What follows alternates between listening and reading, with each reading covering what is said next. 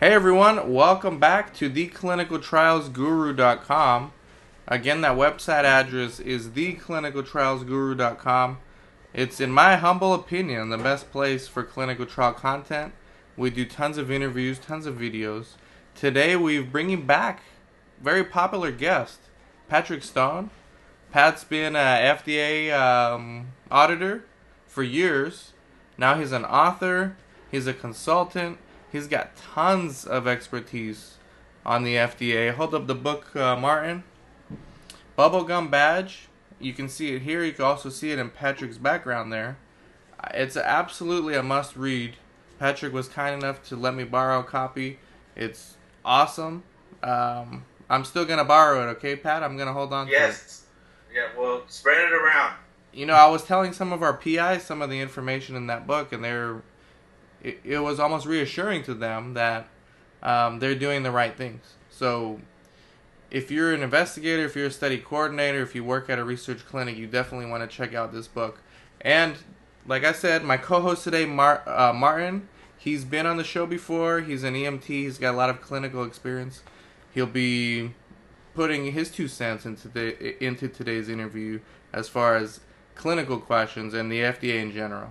So with that being said, Pat, welcome. And before we get started, actually, we lost a bet. Here's the Spurs hat. For those that don't know, I'm a huge Clippers fan. Me and Pat had a bet that, whoever would win between the Clippers and Spurs, the other one would have to wear the hat for one of our interviews. And I've been wearing this hat in several videos. I actually got kind of used to it, Pat. I like this hat. It's a nice design and all that stuff. Yeah, so I'll just put it on right now, and we get started. So tell us about... Here we go. Fits nice. Tell us about DIA. You just came back from there, right? Right. So I went to DIA, and I was actually presenting a white paper there with Cape Cod Clinical Research on the move toward doing electronic monitoring. So instead of having to go out to the site every couple of months, twice or two, 3 times, whatever, following your monitoring plan. Now, kind of the FDA came out with guidance about a year ago, kind of saying, hey, it's okay if you do some electronic monitoring. And, utilizing your EDC systems, your electronic medical records, your EMRs, and all of your different electronic systems, and use them for monitoring, and have a plan for that, and that way there's a lot of upfront costs to migrate toward all electronic back end as far as monitoring. So anyway, I presented this white paper, and I was also doing some exhibiting there. And am I coming out clear, or is it getting a little chopped up? No, it's coming out clear. How's it coming out on your end? So sounds good. Can you hear our echo, or is it normal? It's normal. I don't hear any echo. Very good. Yeah. Now, a little bit more about DIA. So just for those people who don't know what DIA is, what is DIA? Okay, so DIA is the Drug Information Association. They typically just go by DIA or the association, and they've been around, since the 80s, maybe even earlier than that. And basically, it's a chance for international FDA counterparts for FDA to intimately gather with the drug companies or the innovators. Now, this year's theme was Collaborate to Innovate, and there were a lot of CROs there. There were a lot of electronic medical records type outfits, a lot of translational services. I didn't see a whole lot of the big pharma. I mean, they were there, but the bulk of it was, kind of CROs and going along the theme of Collaborate to Innovate, Okay. Now, and then so your presentation went pretty well? Yeah, so our white paper actually was like at 8 in the morning, and we were competing against an FDA and an EMA talk. So throughout the week, they said that the 8 o'clock a.m. Papers were getting attendance like 12 and 9 people, and so this is it was a for-profit kind of setup, so you got to pay to do all this, and Right. hopefully you get more than 12 or 9 people listening to your white paper. But anyway, so we were also competing against another similar, almost the exact same thing, same type of product, clinical trial docs type products, and so we had like 44, almost 50 attendees, and we got a great response. And then DIA also offered Cape Cod Clinical Research some more input on future conferences, and they want to collaborate with them now, and it worked out really well for them. Okay, and our friend Darshan, FDA Lawyers, did you see him there? Did you run into him? Finally, yeah, I got to meet him in person. I mean, we had worked together on a project.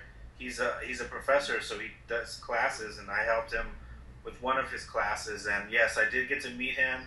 He introduced me to a lot of different folks, and it was very productive. It was a productive 2 days.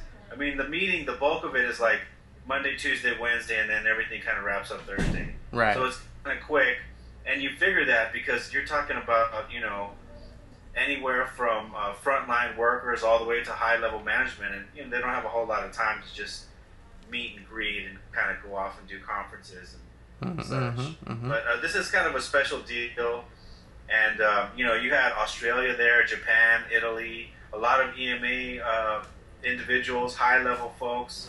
The commissioner gave a speech on Monday morning, Margaret Hamburg, and so the FDA was there. The Health and Human Services was there. I mean, I spoke with a lot of FDA folks, and the few that were there, and kind of reacquainted with them, and walked around and kind of. It's a big hall. It was in Philadelphia. It was a great setting. Easy for big pharma, because it's over there on the East Coast, close to everything. Right. And so it was a bigger turnout than last year, they said, and that's a good thing. And it's a great transition to your book, because you talked about running into FDA people there. And for those that don't know, and Martin, basically Pat worked for the FDA as an auditor for years. And August 1998 was when I started. August 98, and then you retired last year. 2011. Oh, 2011. And then he wrote this book. And it's all about his experience as an FDA auditor. Oh, okay. And it's good because there's not really many. There's actually no books, 0 books written about the FDA from a perspective like this. It's more like a story. That's why he even calls it an FDA his story, like FDA history. What are their thoughts on your book?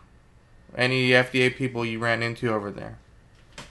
Well, so I have it's a mixed bag of discussions.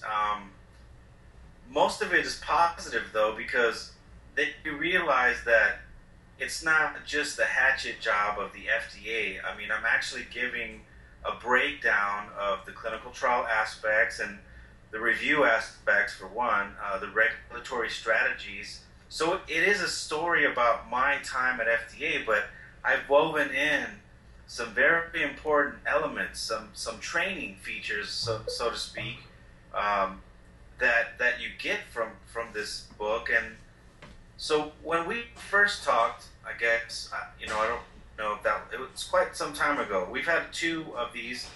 The very first time we talked about the book, I mainly kind of broadcast it as a marketing piece for Tradestone QA.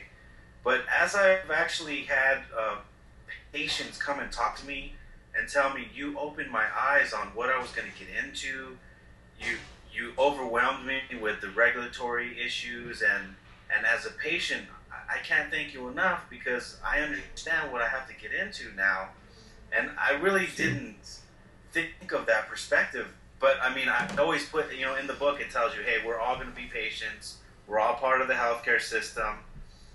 So, this is for the patient.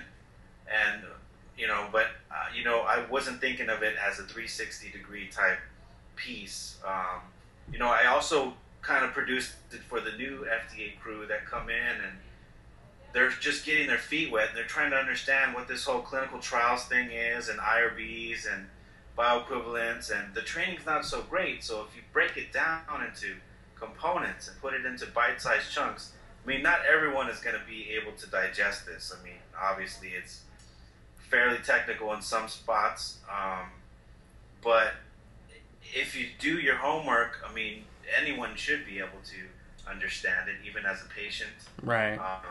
So yeah, I mean, there's a lot of different aspects woven into this, that it's not just for marketing, it's not just for the new FDA recruits that are going to try to do this job, because, I'm not able to be there to kind of mentor them, and I did a lot of mentoring. I mean, I trained new hires from 2003 all the way until I finished, and I was also a recruiter. I was the Hispanic employee representative for the Dallas district, which is Texas, Oklahoma, and Arkansas. So I mentored Latinos.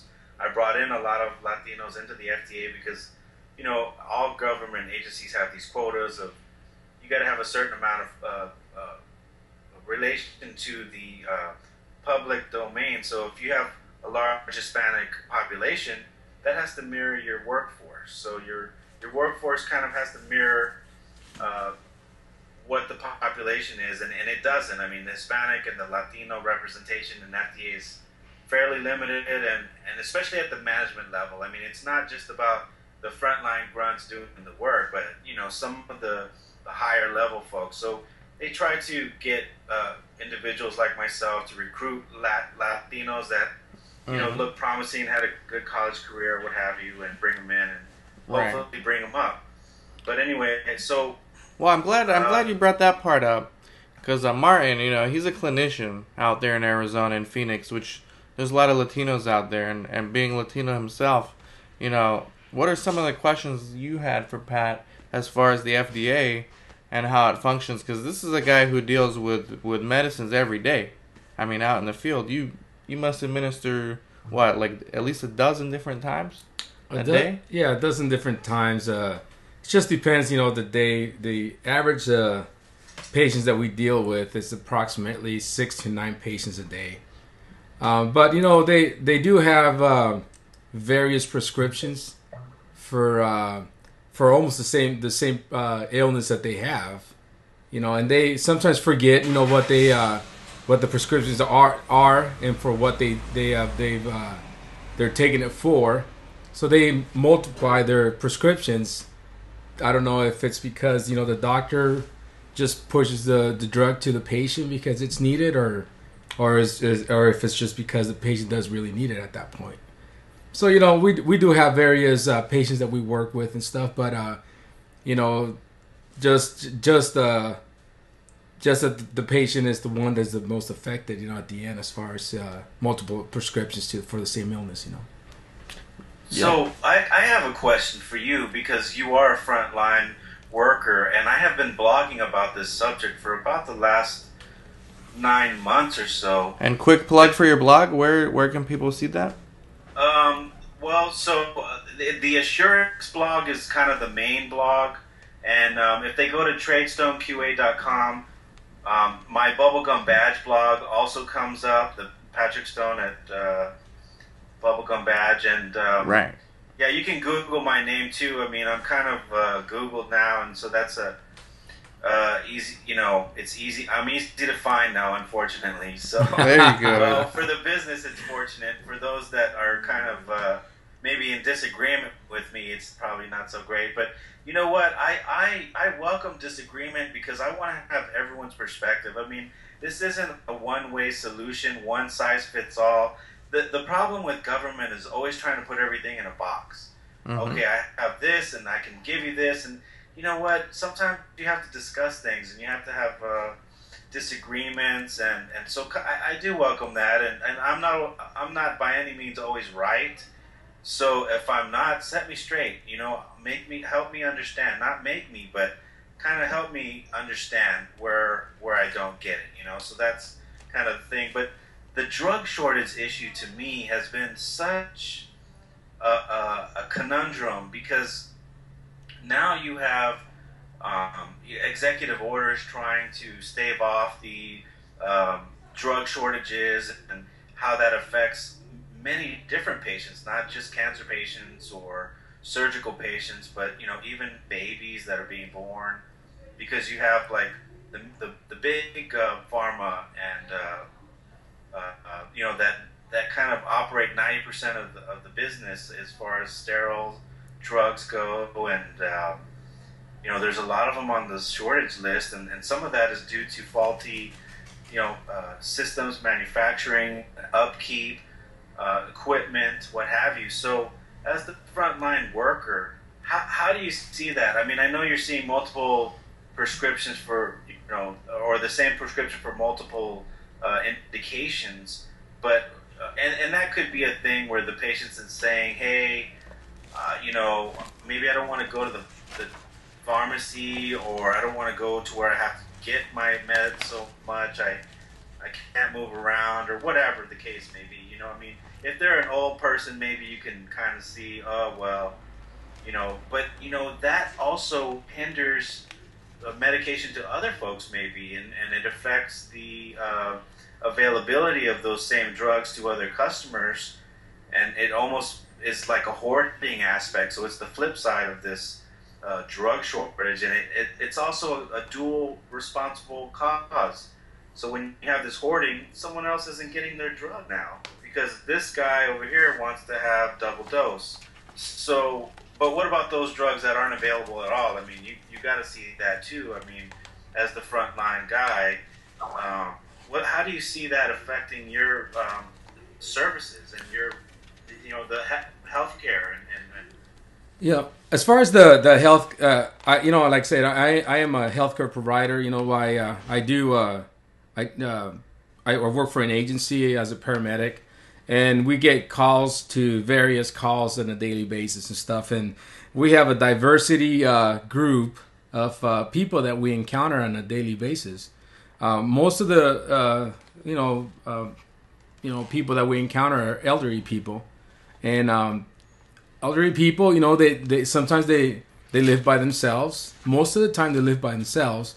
Either they forget to take the drug, or they don't take the drug at all, or the medications that they're supposed to be taking. So they once they recall or remember that they didn't take the medication for 2 or 3 days, they forget where they put the medication, and then they call the pharmacy and say, you know what, I don't have my medications anymore, so I need a second dose. So they end up getting multiple prescriptions for the same illness, or they call the doctor, and the doctor asks them to go back, and they forget. It's all about memory loss for them and stuff. They forget, the signs and symptoms. They start telling them about what's happening right now versus what happened yesterday. So the doctor doesn't live with them, so they pretty much prescribe them new medications. So now when we go to the patients' homes, they have like 20 different medications that they don't even know what they're for, and they're full bottles. I mean, they're 3/4 to full bottles of prescriptions, and trying to figure out, me as a paramedic trying to figure out everybody's illnesses by the medication on the bottle. It's almost like impossible and stuff, because there's so many different names, so many different brands, generic brands, that are it's difficult to keep track of the prescription. But if it's difficult for me, I can see how difficult it could be for the patient. So sounds like they need a medical app or something. You need a medical app. You can scan things, or exactly kind of put the name in. I mean, my dad's a pharmacist, so I would just call him and say, "Hey, Pops, I don't understand this. Can you go over this?" And he does this every day on a daily basis. But if maybe you had some sort of pharmacy hotline, because those guys, I mean, they can help out a lot. I mean, those pharmacists are really knowledgeable about interactions and synergies and different effects, and because if these type of patients aren't telling all of their multiple doctors exactly what they're taking, if they're forgetting this type of information, or they don't have it on a quick chart or something, it's not following them around, they could have some synergistic effects, or they could have counterindications or issues, regarding that. And that's very, very common to have these problems. And, patients expire all the time because they're not taking their meds right. And that's another problem that goes along with the whole drug shortage issue. So you have these patients with multiple prescriptions, and probably they're not going to be used, or maybe they're outdated. Yeah. So that's a whole nother issue that comes from this situation. Another new thing there that I like to keep track of different things that that happen through not only for different patients, but different categories of patients that we have. One kind of new thing that it's kind of getting to be a trend is people now that with medical care, obviously they're either declined now, or they're charging a lot more money to get their medications, or going to go see the doctor. So basically, retired people that didn't plan their retirement plan properly, obviously they're hurting. And when they take their medical care, or they increase their health care, obviously they're gonna try to be seeking different routes. And the things that we've been seeing are, it's going back to history. Hey, I have this. They go to their neighbors and say, I've been having this pain in my chest. It's not really subsiding, and it's not really going away. And if that other neighbor had some similar symptoms back then, and he still has prescribed medications, they'll share medications, and they'll say, hey, I had the same signs and symptoms. Take this medication, it's going to go away. So, the person that doesn't have the money is obviously going to take the medication, and is self-prescribed, basically. So that's the things that kind of also been seen out there more as a trend now than something that can, obviously hinder the patient, and maybe, the patient deceasing because of that. So, we never know if that was one of the causes, because the ME is the one that takes care of all those patients afterwards, so. But that's one of the trends that we've been kind of seeing out there. So that's a terrible trend to see. Yeah, it's terrible. So many issues here. And this is why we bring on the clinicians to provide their color commentary, so to speak. But back to the book, Pat. We got to get into everyone's favorite topic. Well, I guess one of mine would be one of the things the FDA really looks at when they look at a clinical trial site or a research clinic is the PI, principal investigator, involvement in the study. So you have some sites where it's pretty clear that the PI is not doing much, right? I mean, you see that a lot, I would assume. Oh, yeah. More than people would think, right? Well, so it's a good thing in some areas, and it's a bad in others. So, like, let's take MD Anderson. They're one of my favorite customers. I would go routinely to do an audit there, and the PI would have limited interaction with the patient, or even do much of the study. But because maybe they're the director of that area, or of that emphasis, then they're automatically the PI, and the sub-Is do most of the work. But there's a whole team, and they're all qualified, and they all talk to each other, and they go to meetings, and so they do it right. Now sometimes you see where the PI delegates to maybe a non-qualified individual, whether it's a physician assistant or a nurse, or maybe in that state it's okay to have a PA do certain assessments or what have you. Right. And the FDA is not really clear on that. They just say they want the best and most qualified. And what they sort of mean is, they would like a licensed medical professional. Mm-hmm. So is that a PAA, or does that really mean a physician? In the research setting, it's always best to have the best qualified person. So if you have a MD available, that would be the most the one that you would want to see.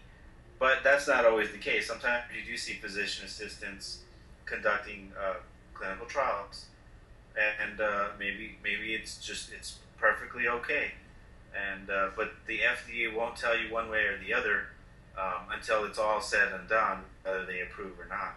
Mm-hmm. And related to this issue is the consenting, the informed consent. So in research, everyone knows that the informed consent is pretty much the most important part of the study. I mean, it outlines all the risks and benefits of the trial, everything. And it continues through the trial. I mean, it's not just a one-time, hey, I consent and that's it. Right. It's a continual process that starts with the signature and the reading, but it continues with any changes to the protocol that may be safety related, or may include different assessments or genetic requirements that you may be gathering, or however the trial may change, other than administrative, because sometimes people get hung up on the administrative changes of an ICF, like maybe it just expired as a date wise, there is no changes to the actual body, or maybe the site changed or the sub-I changed or something administrative in nature. That is really not something that you would have to, let's get the consent, reconsent right away, or those are issues that can wait per se. Right. And so I've been getting a lot of questions about this from sites out there, and you talk about this a little bit in the book, but I wanted to get your thoughts further on this, maybe expand on that, add some color on it. Should the PI be the one conducting the informed consent process, or can they delegate that to sub-I? I would say, if the sub-investigator is a medical profession, whether it's a nurse or physician assistant, someone that's intimately knowledgeable about the trial enough to answer any and all possible questions. I mean, that would be a question for the question. Can this other individual answer every possible question? If not, then they're not qualified. Right. If they come up with medical questions, or maybe this subject is a nurse or a physician, okay? Because you do have these type of individuals on research trials, and so maybe they want to get into what's in the investigator brochure, or they want to get into the chemistry aspects, or they want to get into certain aspects that are highly technical. Can this other individual answer these questions? And if not, hey, then no go. You can't be the one giving this consent process beginning. You can't start it or sign the paper. And then that goes, I see routinely research nurses and physician assistants and sub-investigators, or medically trained, MDs. Routinely they do this, and the FDA doesn't really specify, and they never will, because that's serious micromanagement. I mean, FDA gives you the boundaries. Okay, it says, okay, here's the scaffolding. What you do to make it work, or however you choose to get it to the market, that's entirely up to you. These are the rules. These are kind of the guides, and the guidance gives you continual update of current thinking, what have you. But so AHRP and FDA are somewhat doing a little bit of communicating with this, because it's one of AHRP's main themes is the informed consent, and they're starting to come out with some new rules and new guidance and what they think, and some of it doesn't jive with what FDA is saying about who should do this. I mean, this is one of their central questions, and it continues to pop up, and even between FDA and AHRP, you'll have different answers of who should be signing the ICF. And if it says principal investigator, does that mean at the time of the consent, or can someone else do the process, start it off, read it, answer some questions, and then he signs it? What does that really mean?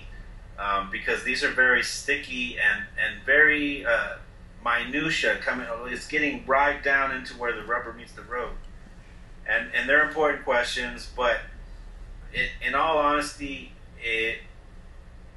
there is no rules to say who does it or who doesn't. So Right. if a sub-I does it, it's still okay. It's kosher as long as, again, in the site's eyes and whoever the reviewer or the investigator from FDA reviews this study, in their eyes, hey, was this person knowledgeable enough to go through all the consents with these patients? Because that's really the question you're answering there. Right, and I'm glad you answered it that way because, hypothetically, you see a study coordinator who, they may be a very good study coordinator, going through the consenting process. But like you said, if the subject, the study participant, asks a question about chemistry or something like that, something from the investigator brochure that's very complex, what is the molecular structure of this compound and how may it interact with this drug that I'm currently taking, which has this molecular structure.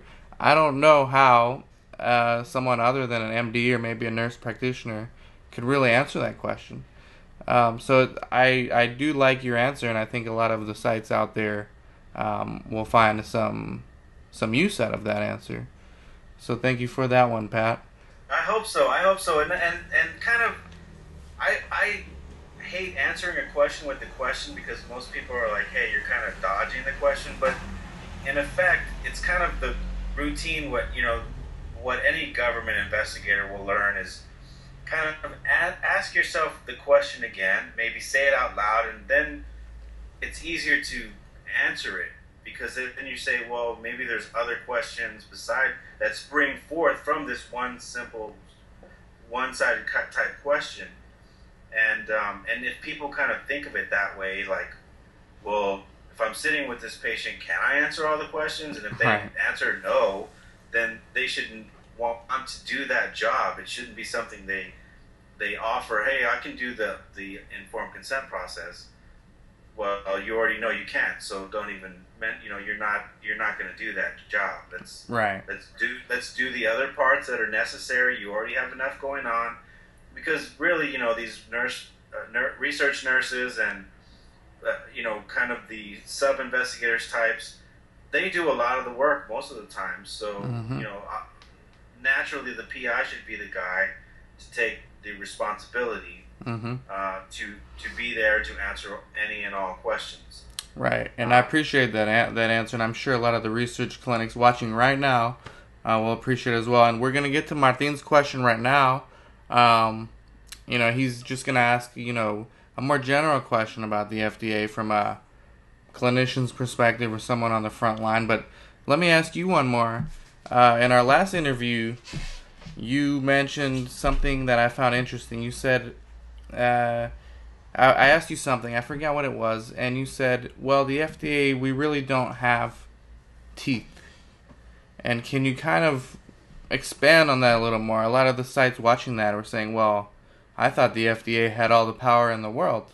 What does Pat mean by that? So can you kind of give us a follow-up answer to that? Sure, no problem. I'll explain that in the basic nuts and bolts of it. So for the first 100 years of FDA's existence, 1906 until for 100 years afterwards, they have a regulatory review. So they have to review all of the food and drugs and imports, and about 95% of everything you buy, sell, eat, drink, whatever in a day, FDA has some form of regulatory oversight. Now, regulatory authority is a different situation. I mean, you can have all the oversight in the world, but have very little actual authority to do something over that commodity. So the FDA just barely got its through the Food Safety Modernization Act. They now have regulatory authority over food commodities. So if there's some corn that has aflatoxin or it's killing people, they can say, hey, I want you to recall this lot, right now. You do it. And the that firm better do it. I mean, if they don't, then FDA has authority to go in with the courts and to shut you down and to stop all of your processes. So that is a very new authority that they've been granted by Congress, by this new Food Safety Modernization Act. Okay, it all, within that act it also takes away some of the freedoms farms have, and small type freedom, farms and co-op type stuff where they're a little more regulated and they have to kind of report to FDA of their operations, and most farms don't really want to do that, but it brings up a whole nother amount of power that FDA has been granted, which they probably should have had for a while now. I mean, if you have to over review something, you should be able to do something about that if they're producing bad products or products that are going to harm the public. Now, that being said, FDA still doesn't quite have the authority to tell Pfizer, hey, this pill is causing serious issues. I want you to recall it right now. Right now, Pfizer has to voluntarily say, hey, we understand there's a problem with this pill. We're not sure what happened. We don't know if it's the formulation, the manufacturing, what. But we are going to, of our own accord, recall this product just in case. And FDA says, oh, well, thank you for doing that. You're very gracious. You're very kind. They can't actually mandate that. Now, FDA can say to whatever state, New Jersey, whatever, any state that Massachusetts, wherever the actual drug or health care product is being manufactured, they can say, hey, you have immediate and automatic detention. Go in there and let these guys know that we found this issue out. They don't want to recall. Shut her down. So they could do it in other ways. So your folks are right. I mean, there's more than one way to skin a cat, but they don't actually have the teeth to skin that cat. They got to call the Department of Justice or whoever else. I mean, they don't have the, like with FBI, DEA, they have regulatory authority. I mean, they can prosecute you, take you to court and skewer you and have, they have throw you in the federal clink. FDA has lawyers and such, but a lot of that is like civil type cases. The warning letters, they kind of approve that process or push it through because a warning letter has to go through a certain amount of review by the legal people. And basically it's saying, hey, if you don't straighten up, we're going to take you to court for real. This is your wake-up call to start following the regulations. So that's kind of what that means, and I try to explain that in the very beginning of the book, that right.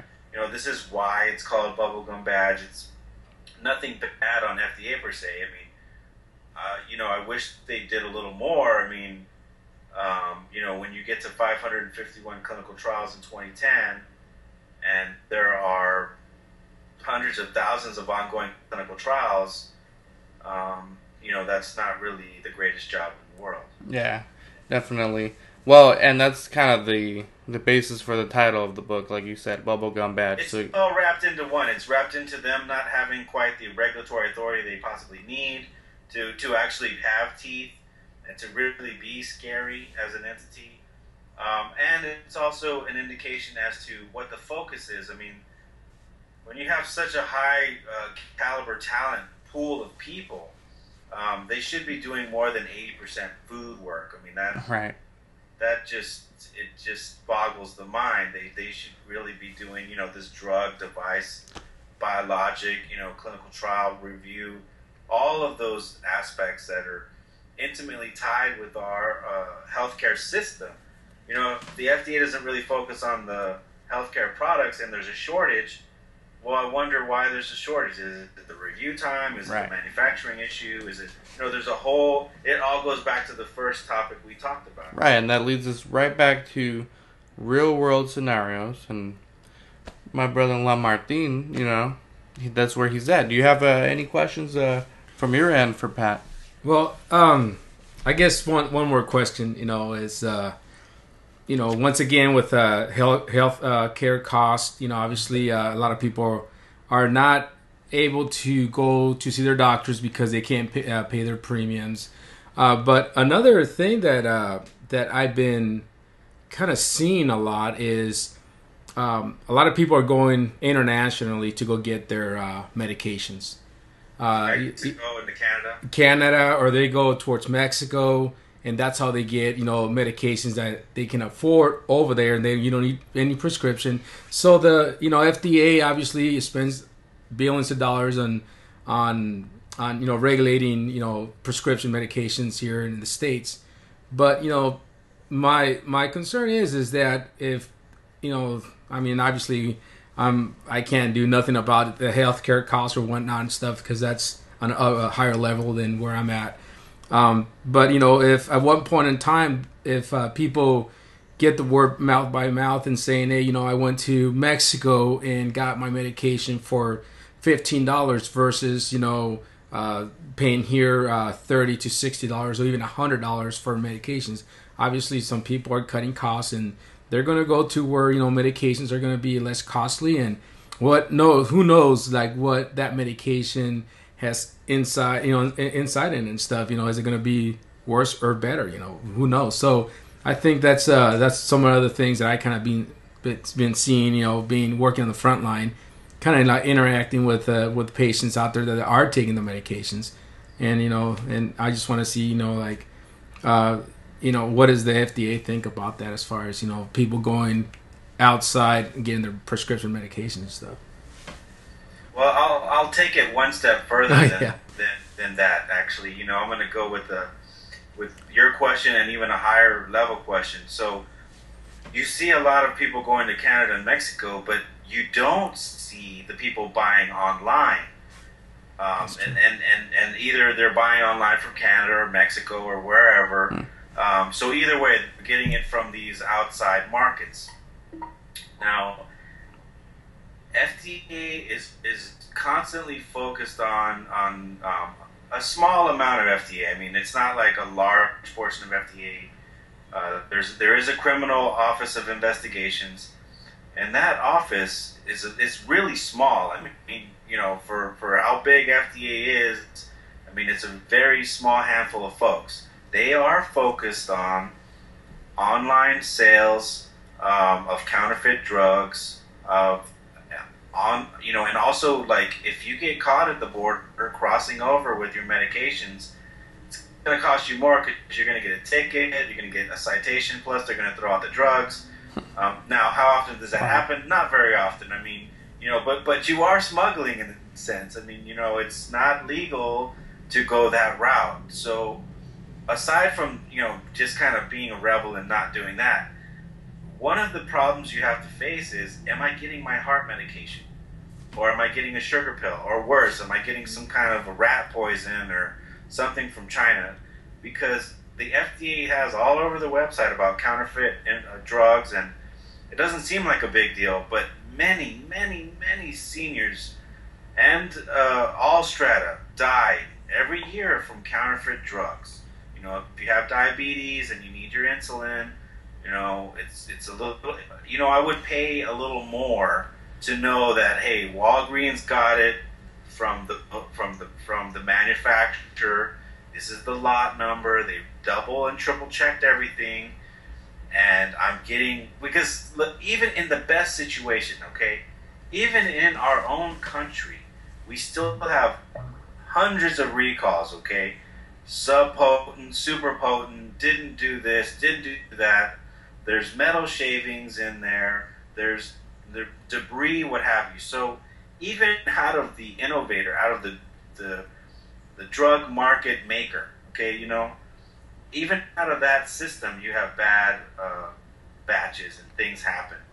So what kind of checks are you getting in Mexico or Canada? What assurances that this pharmacy double check to make sure that your drug is from that manufacturer and that you're going to be safe taking it. Yeah. And that's the peace of mind kind of that money buys when you go to Walgreens or what have you.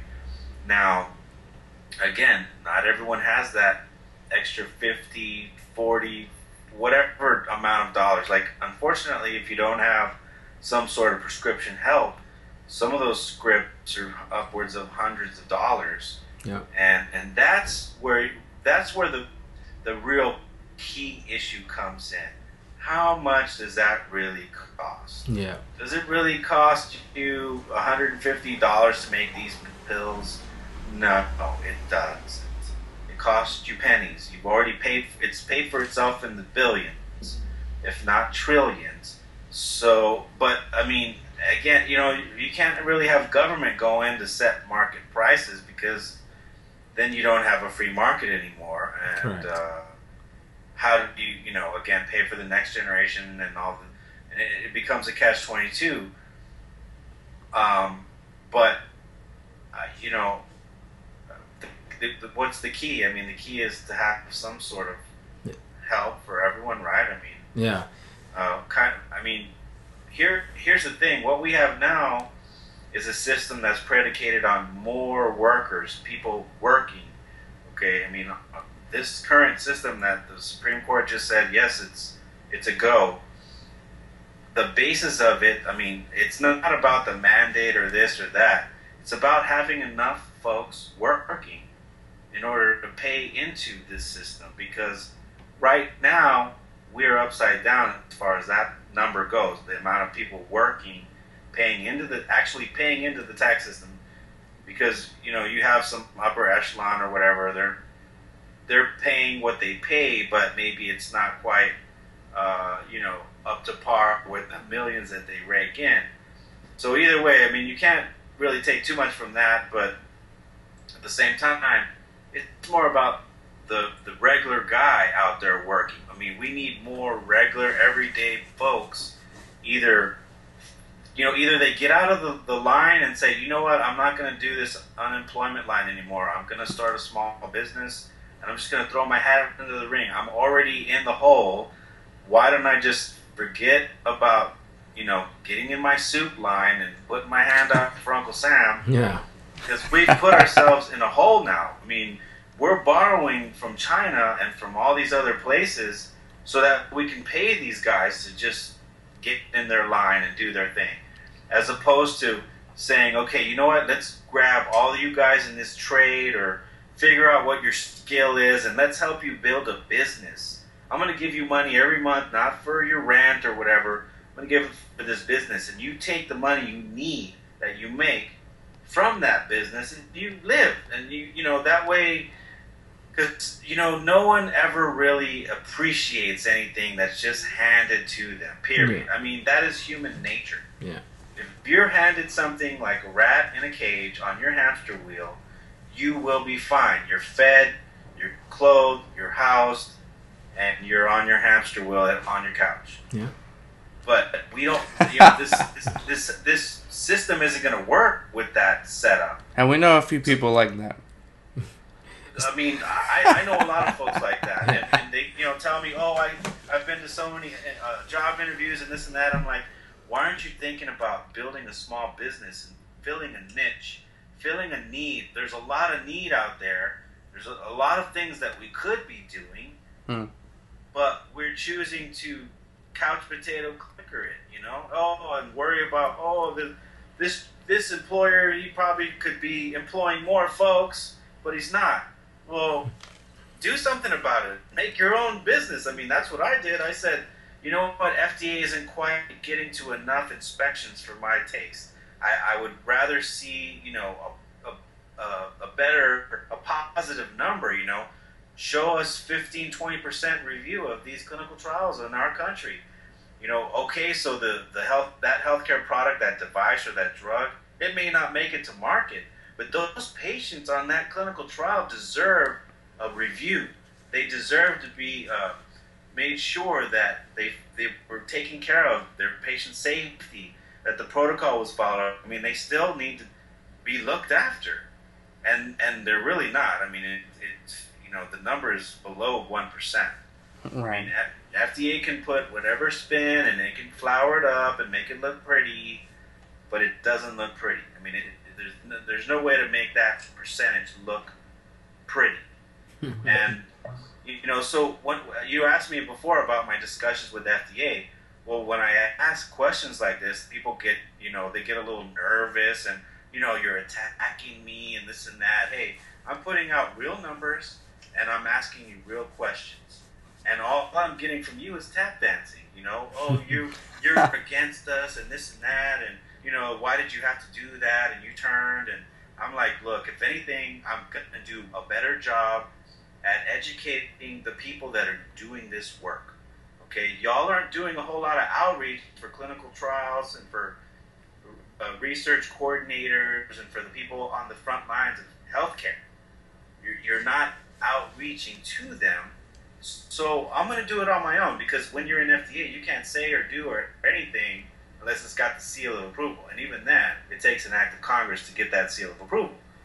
So what I'm going to do is say, hey, logic-based, pragmatic systems here. Let's get to as many folks as possible. Let's put out a little guide and kind of do what you're doing with the clinical trials guru.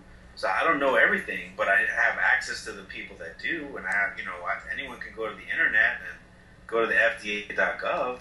Right. So let's put the pieces together and do something that works, and not worry about the appearance of doing work. Kind of what kind of information can I put out that says I'm doing all this patient-safe work? So, let's forget all that and actually get some real work done and show some productivity, Amen. And normally this show doesn't get political, but Pat, I like how you tied it into the FDA and your colleagues, and all that stuff. This interview can go on forever, but we're gonna have to have you back on. Martin, do you want to hold up that book again so people can see it? Right there. Bubble Gum Badge and FDA History. An absolute must-read. I don't read many books related to the clinical trial industry. Well, I read a lot of books, but not many clinical trial books. Number one, because there's not that many.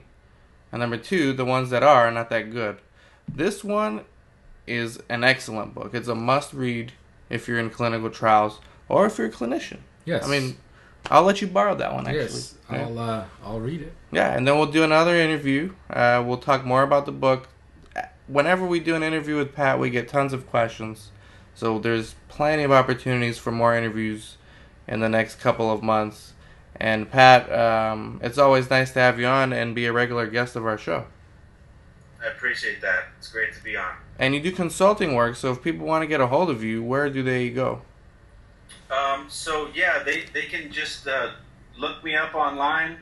TradestoneQA.com is my website, and they can easily get me through there, and the book website, and let's see, Patrick at TradestoneQA.com is my email. That's kind of an easy thing because it's the name of my business with my name in the front. So Patrick at TradestoneQA.com, all one thing. Tradestone QA is all one, no spaces or dots. Mm-hmm. And my CV's there, so you can see kind of where I've been and what I've been up to for the past 13 years. And I look forward to working with as many folks as possible. I want everyone to be clear and to understand what FDA is about and what happens when they come visit you and what to be ready for, and just to look at quality assurance as a process that starts when you start your clinical trial. It doesn't start when you're done with it and the patients are done and you're going to close out.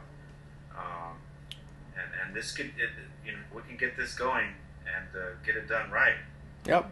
Call Patrick, get a hold of him. If you fail to prepare, what do? You prepare to fail. So get a hold of Patrick while you still have a chance. And the FDA is sharpening its teeth also. Not to scare anybody, but, they're doing more audits these days. So definitely want to give Pat a call. Now I want to give our guru producers a quick shout out. We do this in every interview. Basically, we have guru profile pages on our website. So I'm accepting 100 people. It costs $99 a year. You get to have your very own clinical trial guru page. You get producer credits. The first 100 people to do so get producer credits. You get mentioned in every video, exposure through all social media channels. I promote these people on a weekly basis. So join our current group of Clinical Trial Guru producers and partners of the show. That's Sarah Elizabeth Siegler, Resolve Research Solutions from Canada, PTNR Research from the Netherlands. We have Accurate Clinical Trials from Florida, and we have Erdhart Clinical Trials from Missouri. So it's not too late where I'm accepting 95 more spots. theclinicaltrialsguru.com and click on the register your profile. You don't have to be a research clinic. You can be a consultant. You can just be a professional in the industry who's self-employed. It's a good way to get more exposure and promote yourself. So, Pat, thank you very much for coming on. Everyone get the book, Bubblegum Badge. It's on Amazon. I'll be putting my Amazon review on there. And thank you, Pat. Thank you. This is Dan and Martin signing off from theclinicaltrialsguru.com. Take care.